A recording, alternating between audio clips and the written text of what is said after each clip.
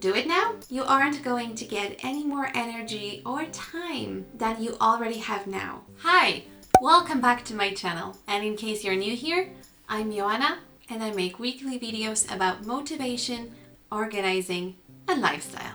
Before we get into this new year 2021 and forget all about this horrendous year that 2020 has been so far, and before we start thinking about the New Year's resolutions, we should have a closer look at what we can still do with the remaining time in this year. It's almost December, so we don't really have that much time to be working on those super ambitious goals of losing loads of weight, but there should be just enough time to work on preparing yourselves to end this year on a positive note and start the new one with a lot of good positive energy and motivation. In this video, I'm going to be sharing with you my top 5 goals that you should try implementing before this year ends. But before we dive right in, consider subscribing and hitting that notification bell so as not to miss any of the upcoming videos. Before this year ends, we should really look into improving our morning and nighttime routine.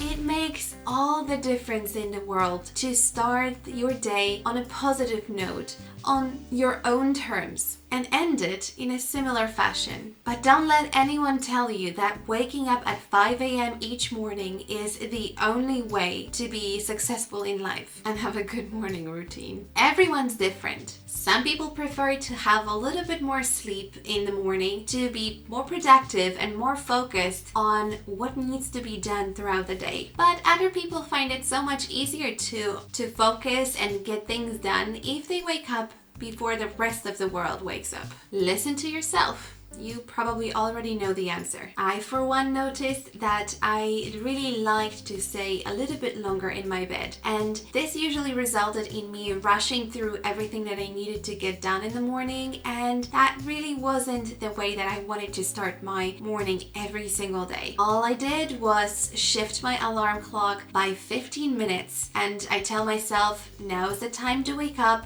And that extra 15 minutes means that I don't have to rush through everything, and I have that extra moment to just drink my tea and enjoy the morning without having to feel like I need to get out of the door right now. The same goes for the nighttime routine. Think of what brings you joy, of things that you are most looking forward to doing, but you don't really have much time to do during the day. Even if that means that you will only have this 15 minutes to really do the thing that you love, that's all that it really takes. But really, you need to be very uncompromising about it. I find it that reading my book, even for 15 minutes, really helps me to de-stress and calm down and have much better sleep quality. In my previous videos, I have been mentioning practicing gratefulness.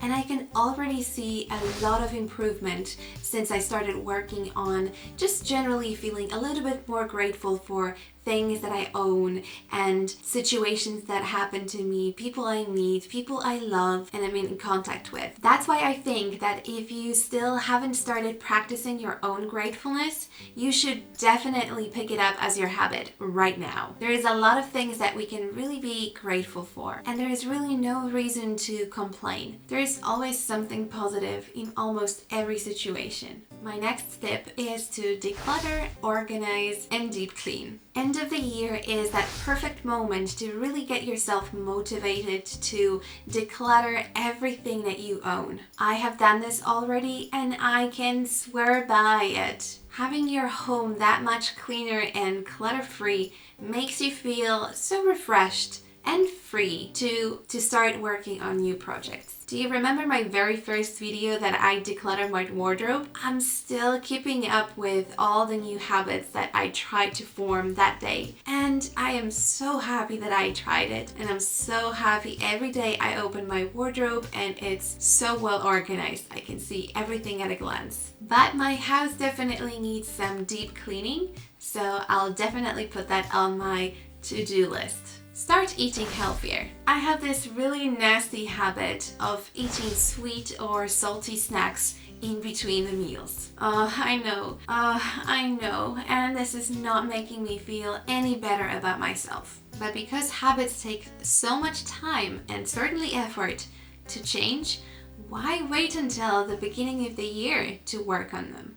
Right? Incorporate some healthier snacks, for example veggies or fruit, whenever you're feeling hungry in between your meals. What seems to be working for me is to never go shopping when I'm feeling hungry, and when I'm in the store I don't buy any snacks. That way I don't have anything unhealthy to eat at home. And lastly, pick up a new hobby. Is there anything that you've been putting off doing for quite some time? Do it now. You aren't going to get any more energy or time than you already have now. This is probably the oldest excuse that we've all been telling ourselves since the beginning of time. We're all tired and neither one of us has more than 24 hours in a day. Are there any more goals that you will be working on this year? Let me know what they are in the comment section down below. And if you like this video, don't forget to thumbs up and subscribe to the channel so as not to miss any of the upcoming videos. Thanks so much for watching, and I'll see you next week.